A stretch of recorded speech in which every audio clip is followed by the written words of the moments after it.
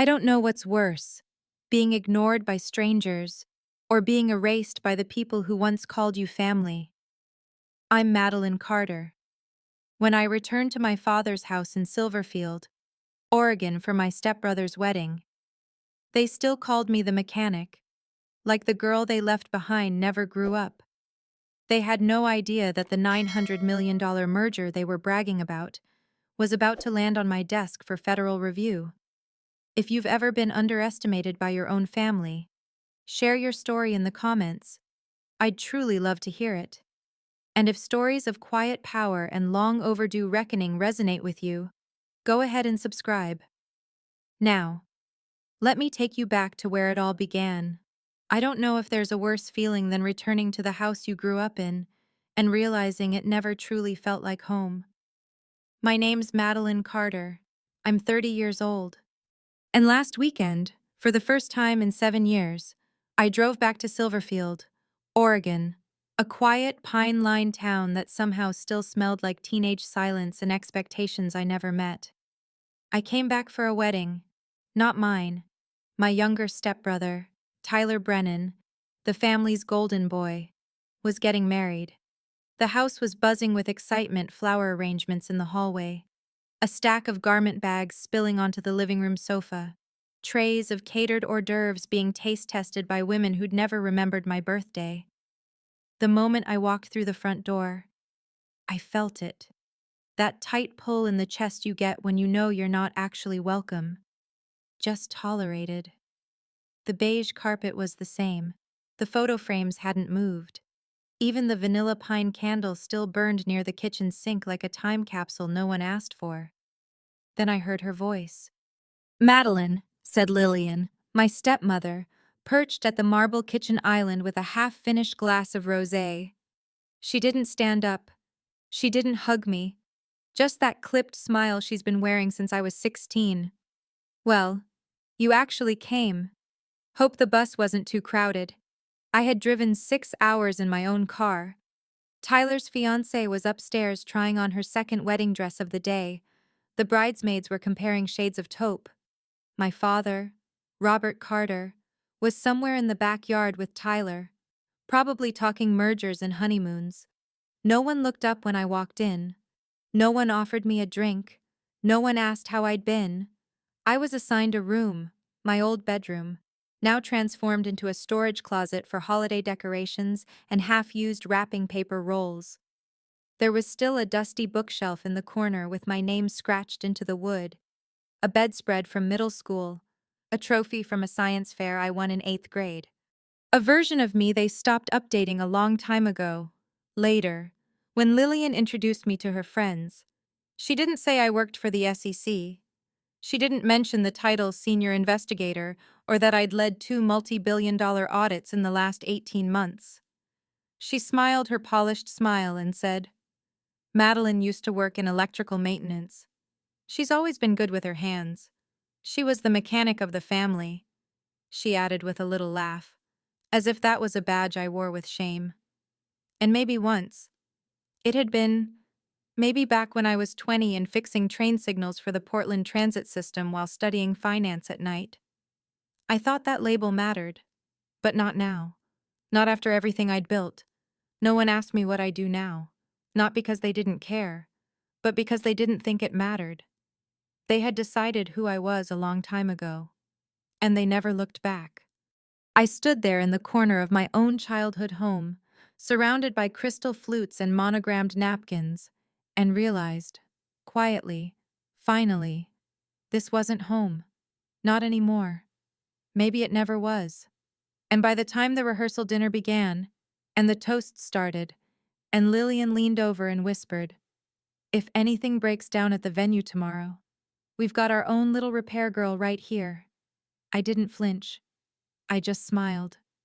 Because the truth was, something was about to break.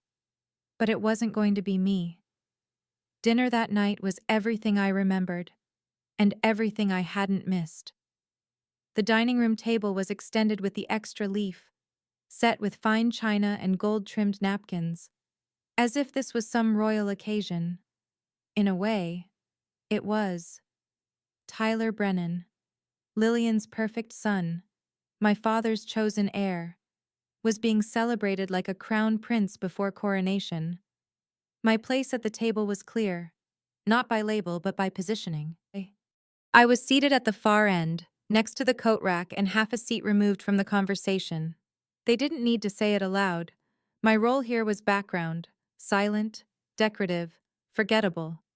Tyler held court at the center, one arm slung around his fiancée, the other waving dramatically as he talked through projections and deal structures like a man used to being the smartest voice in the room. Halverson's about to close the Axiom merger, he said proudly. 900 million. I'm overseeing integration from the inside. Oh, darling, Lillian chimed in, beaming like she had personally brokered the deal. At 28, can you imagine Robert and I are just so proud? My father gave a nod, swirling his wine. Tyler's always had that sharpness, that drive. It's in his nature. They all nodded in agreement, sipping their Sauvignon Blanc, basking in his glow. And well, I sat quietly, cutting into overcooked salmon, not because I had nothing to say, but because I had long since learned that saying anything in this house was a waste of breath. I knew the deal Tyler was bragging about. I'd been following it for months. In fact, not through family gossip, but through regulatory paperwork and encrypted briefings. Halverson Global had raised red flags in their last quarterly report. Inconsistent vendor payments, questionable third-party contracts, and an offshore account flagged by internal systems. What Tyler didn't know, what none of them knew, was that I had just been assigned the final audit. As a senior investigator at the SEC, my team would lead the pre-merger review. I would be the one combing through every line of expenditure, every signature, every email trail. I would be the one deciding if that $900 million dream ever saw the light of day. But I didn't say a word. I could have. It would have taken so little, just one sentence, to shatter the smugness sitting at that table. But there was power in silence, too, in letting them keep their assumptions just a little longer. The conversation turned to wedding details, Madison's dress, the flower arrangements, the DJ playlist. Someone made a joke about needing a backup generator for the outdoor lighting. Lillian turned toward me with a bright smile and said, "Well, if anything electrical fails, we've got our little mechanic right here." A round of polite laughter followed. Someone asked, "Wait, didn't you work in trains or something?" Before I could answer, Lillian jumped in. She used to fix subway circuits. I think she's always been good with wires and screwdrivers. Very hands-on. She should carry a toolkit to the ceremony, Tyler added, not looking up from his phone. I smiled softly and took a sip of water, not because it was funny, but because it didn't sting anymore. I had outgrown the need to be seen by people who never bothered to look. I watched my father nod again. "We all have our lanes in life," he said without looking at me. "Some people lead, some support. It's just the way things go." No one noticed my hand tighten around the glass. No one noticed I didn't laugh. They had built a whole story around me, one that ended in tool sheds and grease stains, and they never thought to ask if it was still true. I let them talk, let them toast, let them celebrate their version of success. Because tomorrow morning, at precisely 9 o'clock, I would walk into Halverson Global, not as the forgotten girl at the edge of the table, but as the federal investigator holding their entire empire in her hands. That night, I lay awake in the same room where I used to scribble dreams into spiral notebooks, believing someday they might matter. The wallpaper was still floral, still peeling at the corners. A plastic trophy from a middle school science fair sat crooked on the bookshelf like a relic of someone else's life. I stared at the ceiling, where the glow-in-the-dark stars I'd stuck up as a child still clung stubbornly to the plaster. Funny, how time could move everywhere but here. I opened my laptop, not because I expected anything urgent, but because I needed a distraction, something clean, professional, familiar. My inbox lit up with the usual confirmations, status updates, a few newsletters I kept meaning to unsubscribe from, and then I saw it. SEC internal. Action required. Flagged urgent. I clicked. My breath caught halfway in my chest. Subject assignment confirmation. Halverson Global Pre-Merger Audit. Lead investigator Madeline Carter. I blinked at the screen. Read it again. Then a third time, slower. I wasn't just part of the review team, I was leading it. My hands hovered over the keyboard, but there was nothing to type. No reply needed. Just presence. Just readiness. Tomorrow morning, I would walk into Halverson's headquarters as the senior federal auditor overseeing their pending $900 million acquisition of Axiom Strategic Partners. The very deal Tyler had been bragging about over wine and rosemary chicken just hours earlier. He had no idea. None of them did. I leaned back in the creaky desk chair, letting the weight of it sink in. The same Madeline they'd mocked for being good with wires was now the gatekeeper standing between their ambition and a federal green light. I wasn't there to sabotage. I wasn't there for revenge. I was there to do my job. One I had earned through 10 years of night schools, audits, and quiet excellence. And tomorrow morning, everything would shift. I stared at the email a moment longer before closing the lid. The silence in the house was thick, broken only by the muffled echo of laughter down the hallway. Karen's voice floated past the thin drywall, sweet and sharp. Tyler was probably holding court again, retelling stories from college or talking about European honeymoon plans. I heard my father's low chuckle, faint, distant, familiar in a way that no longer stung. No one knocked to say goodnight. They never did. I lay down on the bed and stared back up at those plastic stars. I had placed them there when I was 10 years old, thinking they'd make the dark feel smaller. And now, here I was, 30, credentialed, independent, in command of a merger that could shift entire markets. And still, part of me was waiting for someone to say, "We're proud of you." But I wasn't holding my breath for that anymore. I didn't need them to see me. Because tomorrow, the boardroom would. And when Tyler looked across the table and realized who held the pen that could sign off, or shut down, everything he'd built his identity around, I would not raise my voice. I would not gloat. I would simply do what I've always done, my job. I closed my eyes and let the silence wrap around me. Not as something to escape from, but as something earned. Let them keep their laughter. Let them keep their titles and their toasts. In 8 hours, I wouldn't be their mechanic anymore. I'd be Madeline Carter, lead federal investigator. And this time, they'd have no choice but to listen. The next morning, I arrived at Halverson Global 20 minutes early. The building rose out of the fog like a fortress. Steel, glass, and ambition polished into perfection. The lobby was silent except for the low hum of recessed lights and the quiet shuffle of people not used to being surprised. I wore my navy suit, the one I save for meetings that matter, and carried my briefcase with the clipped badge in full view, U.S. Securities and Exchange Commission, Senior Investigator. The receptionist looked up, startled but composed. "Can I help you?"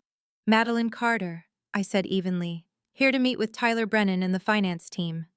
Pre-merger audit. A beat of recognition crossed her face. She picked up the phone. "Yes, she's here." A pause. Then, "Right away." 15 minutes later, I was being walked through glass-walled hallways, the kind designed to impress investors. People glanced up from desks as I passed, some with curiosity, some with something closer to suspicion. I wasn't new here, not to audits like this, but today was different. Today, I knew the people on the other side, and they had no idea I was coming. Tyler stood outside the conference room, laughing with two men in tailored blazers. He turned at the sound of footsteps. His eyes met mine, and the smile died on his face. "Madeline." I returned the look without blinking. Morning. We're scheduled for 9. Right? His eyebrows lifted, as if waiting for a punchline that never came.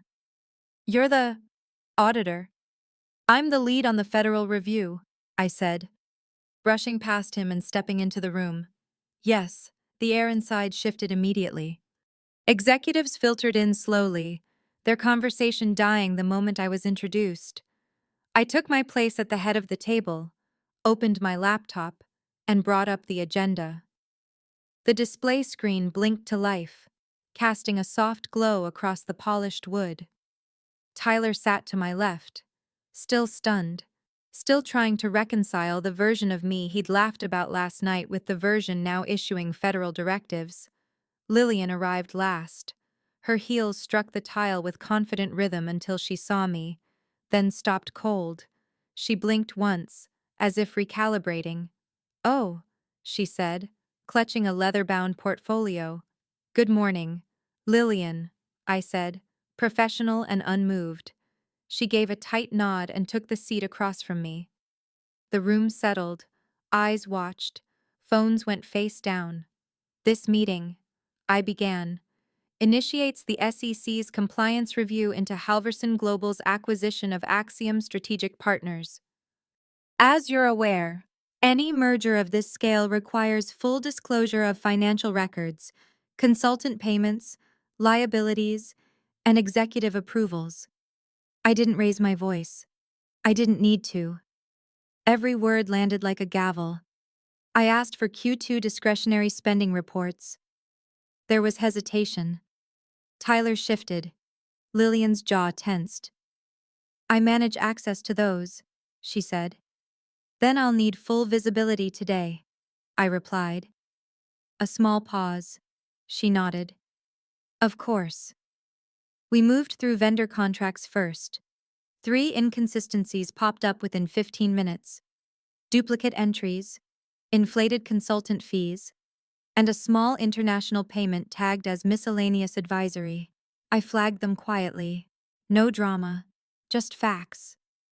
Tyler's hand tightened around his pen. He tried to chime in, defend a figure, but stumbled over the numbers. I let the silence stretch. Let the weight of uncertainty do what my words didn't need to. This wasn't personal. This was process. But make no mistake, it was happening. The very merger Tyler had been parading as his triumph was now under a microscope, held by the woman they once dismissed as good with screwdrivers. And I wasn't here for validation. I was here to see things clearly, even if no one else had ever tried. We broke for a short recess just after 10. The room emptied slowly, executives murmuring to each other as they stepped out, some avoiding my eyes entirely. Tyler stayed behind. He closed the door quietly, like that would soften the weight of what was coming. I didn't look up from my notes until I heard him speak. "Are you doing this to humiliate me?" His voice was low, more confused than angry. I set my pen down, lifted my eyes. "No, Tyler. I'm doing my job." He let out a quiet breath, then gave a half laugh, sharp at the edges. "You have to admit, it's a little theatrical. Showing up out of nowhere, leading the investigation into my merger. This wasn't personal," I said. "The assignment was automatic. The SEC doesn't schedule audits based on family calendars. But you could have said something," he insisted, "last night, at dinner. You sat there while everyone mocked me," I said, gently but without hesitation. "Reduced me to a field tech, called me the repair girl." He paused, looked away. "I've spent 10 years building a reputation," I said, quietly, relentlessly. "While you were being groomed for leadership, I was studying contracts at midnight. While you were making toast speeches at family dinners, I was decoding fraud patterns across multinational filings. And you never asked. Not once." He swallowed hard. "I didn't mean to make you feel less." "You didn't have to mean it," I said softly. "You just had to live it." And you did. The room felt smaller with just the two of us in it. The silence between us was thicker than any argument. I was a kid, he said. I didn't know how things looked from your side. I nodded slowly. And I stopped expecting you to ask. He shifted, his posture defensive now. So what happens next? You find a few flaws, pull the plug, and what? Watch me fall apart. I'm not here to pull plugs, I said. I'm here to hold facts to the light. If your numbers hold up, the merger proceeds. If they don't, it doesn't. That's not about you, Tyler. It's about integrity. He was quiet for a moment. Then, you're not the same person I remember. No, I said, standing. I'm not the girl in the garage anymore. I'm not the one begging to be seen. He looked at me, really looked, like he was trying to measure someone he hadn't thought to notice before. You're different, he whispered. No, I said again, calm and clear. You just finally looked up. I walked to the door, my badge swinging gently at my side. Tyler, I added before leaving. This isn't revenge. This is reality. You built your name on the assumption I'd always stay small. You were wrong. And now, we both live in the truth. Then I left him there, alone with numbers he hadn't double-checked, in a room he no longer owned, facing a sister he never really knew. When we returned from the break, the temperature in the room had shifted. The air felt tighter, conversations quieter. Executives no longer glanced at me with polite curiosity. They watched me now, measured and alert. Tyler took his seat with a little less confidence. Lillian followed a moment later, her heels sharper than her smile. I resumed without preamble. We'll move now to Halverson's consultant expenditures, I said, clicking to the next slide, particularly those listed under Q2 International Advisory Services. The screen lit up with a spreadsheet, rows of vendor names, payment dates, and invoice summaries. Most looked routine, but 3 entries stood out, highlighted in soft yellow. One of the executives leaned forward.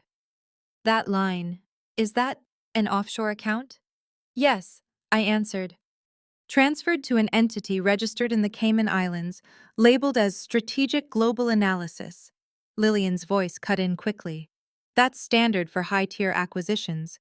We consult global markets all the time. Of course, I nodded.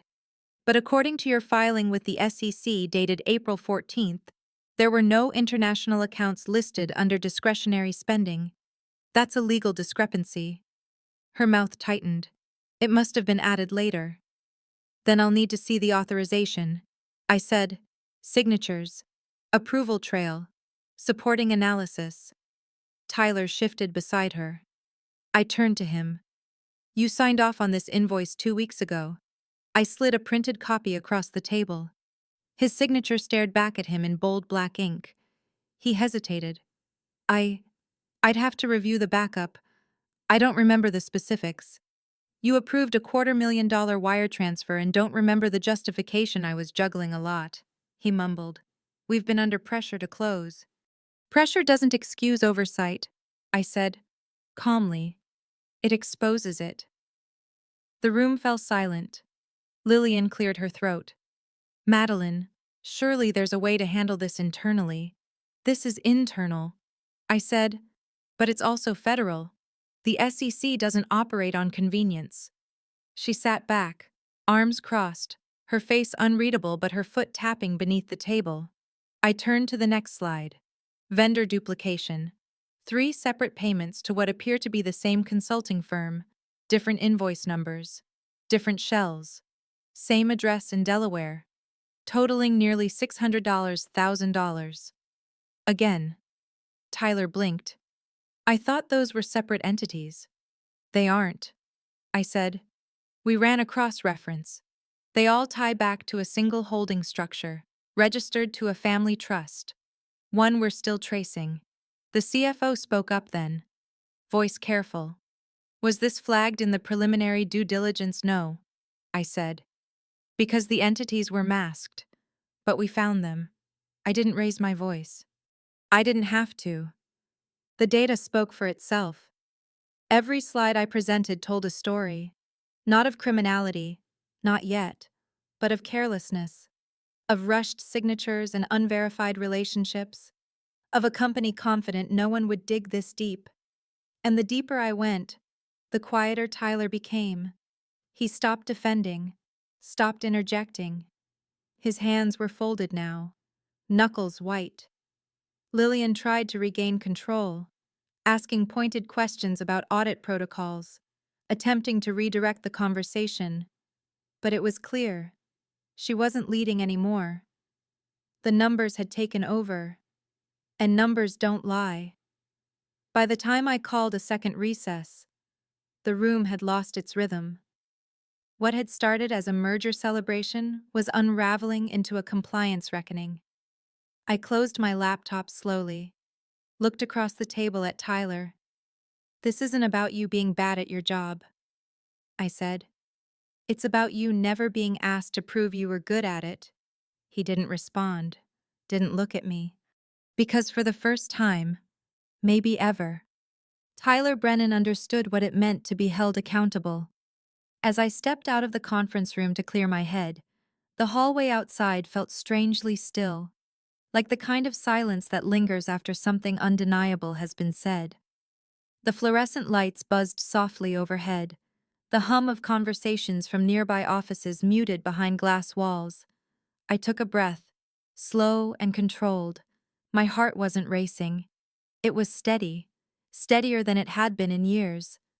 A voice called out gently behind me, "Ms. Carter." I turned. A woman, late 40s, sharp blazer, sharper eyes. She held herself like someone who had spent her career walking through boardrooms without ever raising her voice. Because she never had to.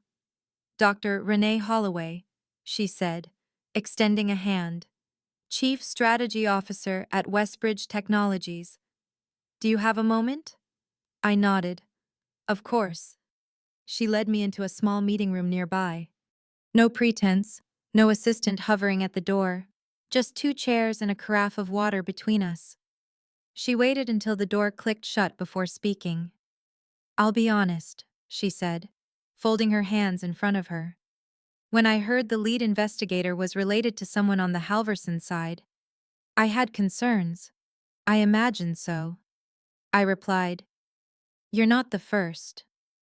She gave a quiet smile.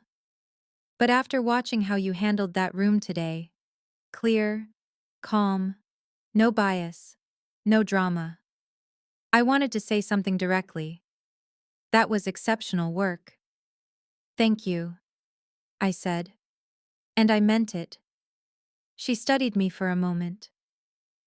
"Tyler Brennan is known for being confident, often loud about his wins, vague about his process." "That sounds familiar," I said softly. Renee smiled again, this time with something closer to understanding. "But today, when the numbers didn't add up, when things started to crack, you never lost control. You didn't grandstand. You didn't flinch." "I'm not here to punish anyone," I said. "I'm here to find the truth. That's it." "That's rare," she said. "Most people in your position either collapse under pressure or get so caught up in proving a point, they forget the work." "I don't need to prove anything," I answered. "Not anymore." She nodded slowly, almost like she'd been waiting to hear someone say that out loud. Then, after a moment, she added, "You're not what I expected. That's a compliment."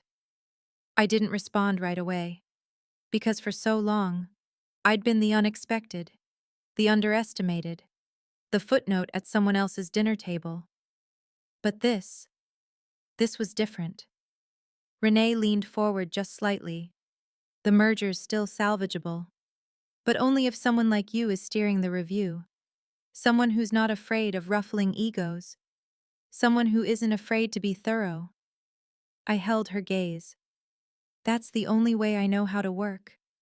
She stood, smoothing her jacket. Good. Then I'll trust your findings. At the door, she paused. By the way, I didn't know you were Tyler's sister until halfway through the meeting. Half-sister. I clarified. Full professional, she said, smiling. That's the part I'll remember. She left without another word. And I stood there in the stillness of that small room, letting the weight of what just happened sink in. Not approval, not validation. Something better. Recognition. For the first time in a very long time, someone saw me. Not the shadow of someone else. Just me. That night, back in the guest room, once mine, now just a storage space with fading memories and floral wallpaper. I sat on the edge of the twin bed and let the quiet settle. No more questions, no more numbers, just silence, thick and familiar. The kind that wraps around you when the noise finally stops. Outside the window, Silverfield was dark. The town slept beneath a quilt of pine trees and distant porch lights. Somewhere down the hall, I could hear Lillian's heels click once, then fade, a door shut, and then nothing. No good night, no check-in, just like always. I reached for my laptop, not to work, but for something else, something I hadn't let myself look at in years. I opened the email folder titled Mom. It was barely a dozen messages, most of them short. A couple with recipes, one with a blurry photo of us at the coast when I was 10, both of us windblown and grinning, and one, just one, I'd read more times than I could count. Subject, no matter what. Message, keep going. Madeline. 3 words. That was it. She'd sent it the night before my final certification exam. I was 24, exhausted, working 2 jobs, and ready to give up. I hadn't told her any of that. But somehow, she knew. Keep going. Madeline. I read it again now, in the quiet of this house that never really loved me back. My hands rested on the keys, but I didn't type. There was nothing left to say. She was the only one who ever saw me for who I really was, who noticed the small wins, who taped my certificates to the fridge, even the ones that didn't matter, who taught me how to balance a checkbook before I could drive and how to recognize when someone was lying with numbers, not words. And now, she was gone. 5 years, and still, some part of me was waiting for her to walk through the door with that look in her eyes that said, I knew you would. But grief doesn't work like that. It doesn't hit when you fall. It hits when you stand back up and wish she were there to see it. I closed the laptop gently. My reflection in the dark screen looked older than I felt. Wiser. Maybe. Not tired. Just full. Like I had finally arrived at a place I'd been walking toward for years. Not a destination. A turning point. I didn't need them to see me anymore. Not Lillian. Not Tyler. Not even my father. Because I had seen myself. I had stood in a room full of power and held my own.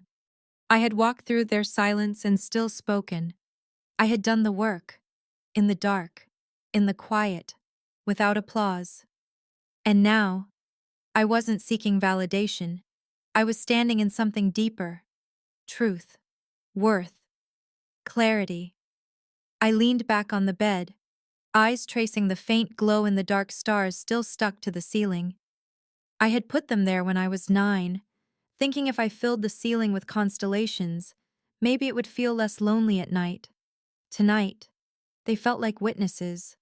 Quiet. Still. Watching me realize I didn't need to be chosen. I already belonged. To myself. And maybe that was enough. It was just past 7 when I heard the knock. Soft. Hesitant. Like the person on the other side wasn't sure if they had the right door, or the right to be added at all. I didn't move at first. Just sat up slowly. brushing sleep from behind my eyes. Another knock followed, a little firmer this time. I opened the door halfway. Tyler stood there. No blazer, no confidence. Just a sweatshirt and the face of someone who'd finally run out of ways to pretend. "Can we talk?" he asked. I didn't say yes. I didn't say no. I simply stepped out into the hallway, closing the door behind me. We stood there in the dim light, the faded runner rug between us like some invisible fault line we'd never crossed. He cleared his throat. I wanted to say I'm sorry." His voice cracked slightly.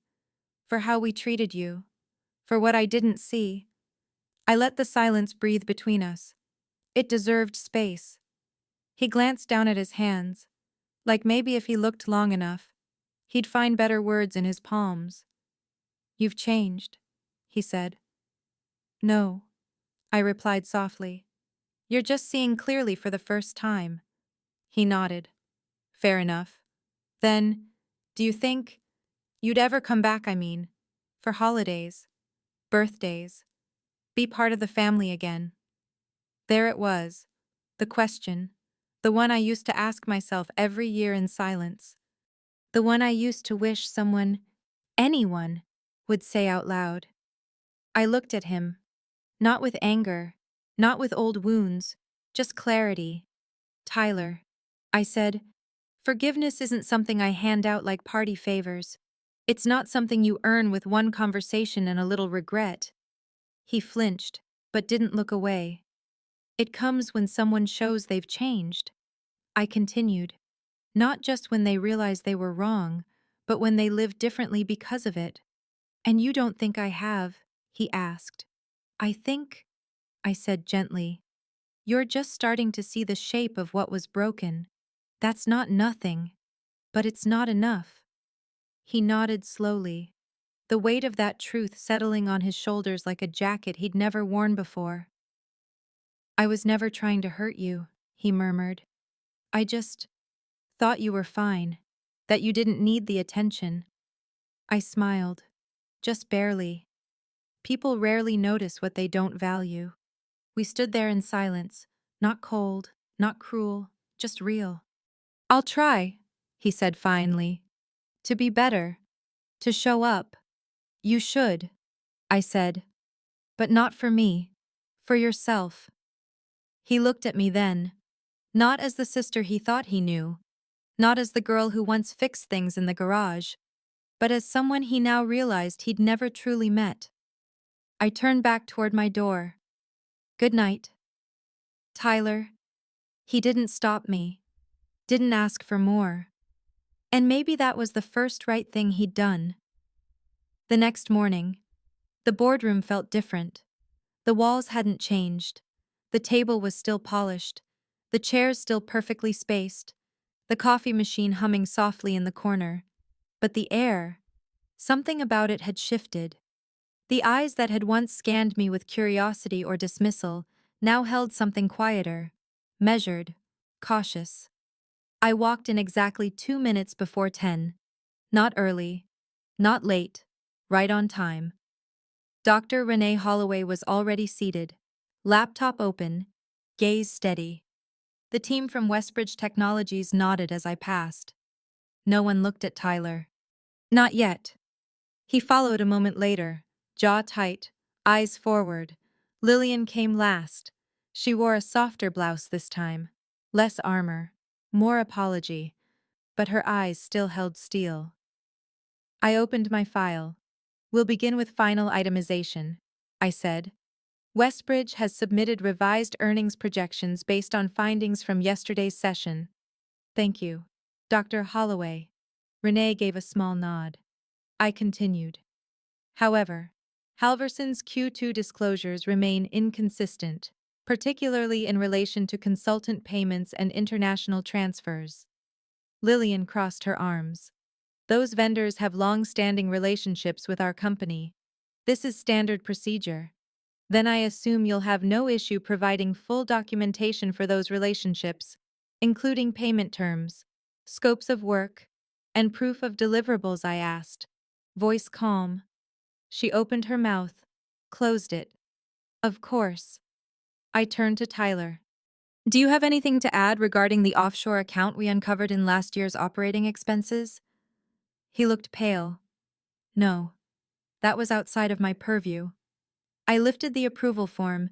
This was signed by you. He stared at the document, blinking slowly. Karen, I mean, Lillian, she said it was cleared. Lillian's tone snapped. Don't pass the buck.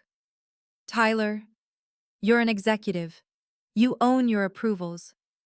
The irony almost made me smile. For years, they'd operated as a two-person script, Lillian whispered. Tyler echoed. And my father nodded from the wings. But now, the script was crumbling. The spotlight had shifted, and it didn't care who used to own the stage. I clicked to the final slide. We'll need to flag this transaction for compliance review. If substantiated, it could delay merger approval. A hush fell across the table. Renee leaned back slightly, arms crossed, not surprised, not angry, just watching, evaluating. Lillian finally spoke.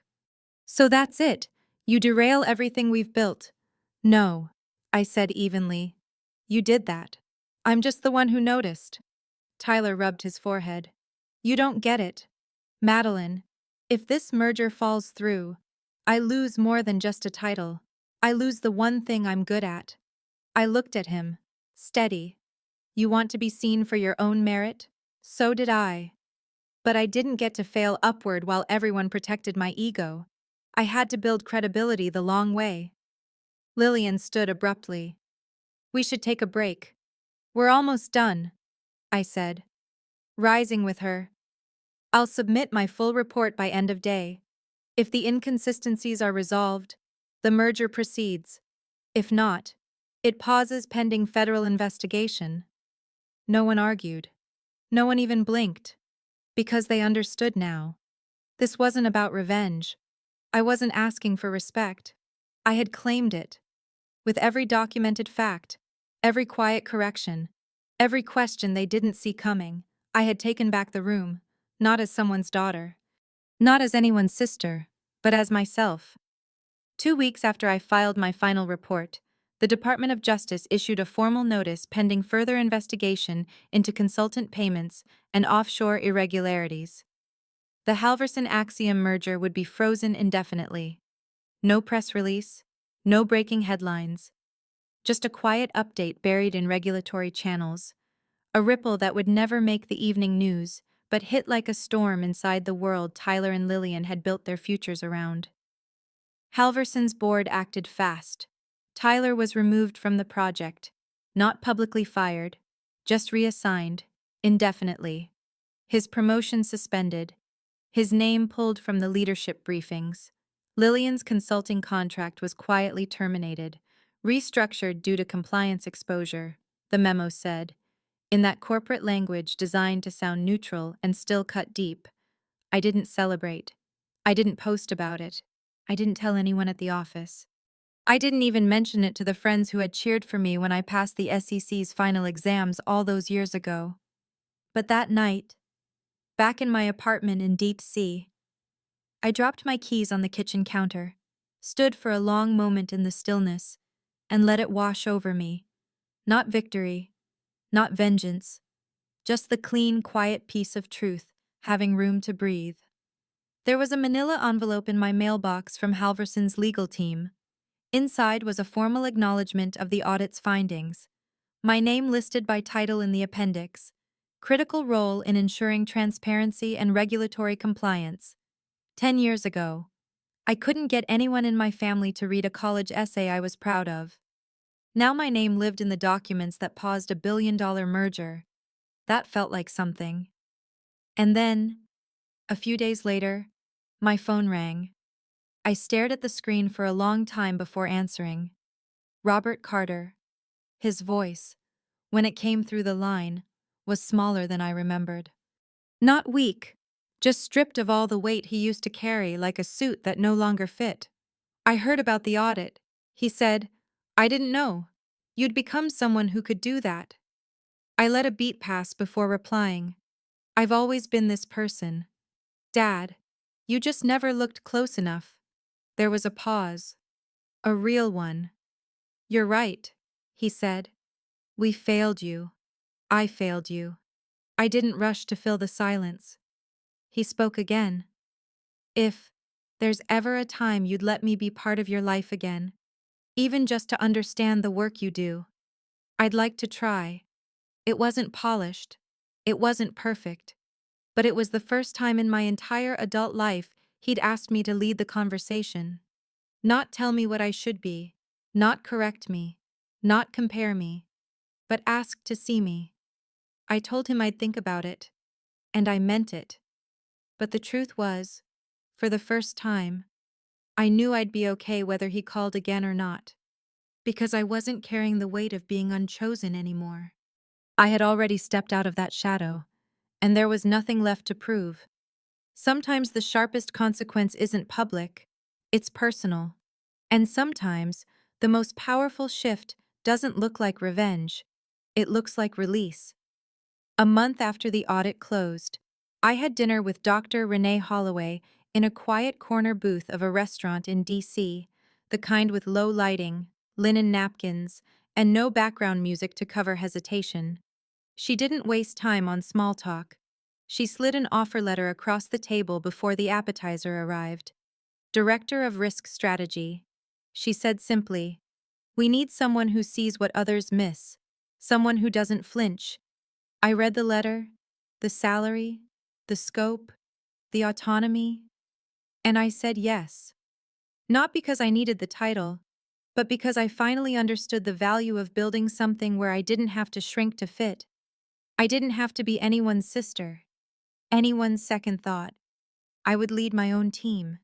My name would be on the door. A week later, an email arrived in my inbox. The subject line was just my name. It was from Tyler. No fluff, no excuses. Just this: "I'm sorry for the way we made you feel. You were never less. You were always better than me. I just wasn't ready to see it." I read it twice, then once more, and I didn't reply. Not out of spite, not because it didn't matter, but because, somehow, it was enough. This wasn't about his apology. It was about the fact that I no longer needed it to move forward. I stood in my own life now, not waiting at the edge of someone else's story, not hoping to be chosen. I had spent too many years asking to be seen, asking to belong. And finally, it wasn't about asking anymore. It was about standing still, letting them look, letting them see what had been there all along. Not the mechanic, not the girl with tools, but Madeline Carter. And she wasn't invisible anymore. I stopped asking to be seen. Now they have no choice but to look. If you've ever felt the same, share your story in the comments. And don't forget to subscribe for more.